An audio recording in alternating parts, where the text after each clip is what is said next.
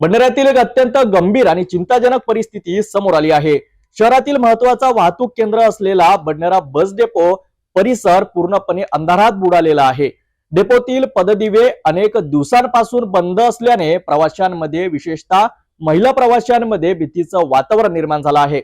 Badnera bus depot हा अमरावती जिल्ह्यातील एक अत्यंत वर्दळीचा परिसर आहे। वाढत्या लोकसंख्येमुळे दिवसासह रात्री उशिरापर्यंत या ठिकाणी प्रवाशांची मोठ्या प्रमाणावर ये-जा सुरू असते। मात्र गेल्या अनेक दिवसांपासून डेपो परिसरातील सर्व पथदिवे बंद असल्यामुळे संपूर्ण परिसर अंधारात बुडाल्याचे चित्र पाहायला मिळत आहे। या अंधारामुळे प्रवाशांच्या सुरक्षिततेचा गंभीर प्रश्न निर्माण झाला आहे।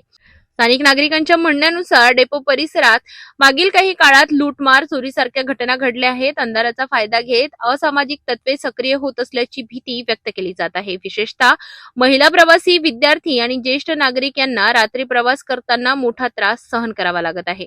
अंधारामुळे अपघाताची शक्यता देखील वाढली असून प्रवाशांचे जीव धोक्यात येण्याची शक्यता नाकारता येत नाही। नागरिकांनी या संदर्भात संबंधित विभागाकडे वारंवार तक्रारी करूनही कोणतीही ठोस कारवाई होत नसल्याचा आरोप केला आहे। चारही बाजूंनी अंधार असल्याने परिसरात भीतीचे वातावरण पसरले आहे। भंडारा बस डेपो परिसरातील पथदिवे तातडीने दुरुस्त करून प्रकाश व्यवस्था सुरळीत करावी, तसेच रात्री नियमित पोलीस गस्त वाढवावी अशी जोरदार मागणी नागरिकांकडून केली जात आहे।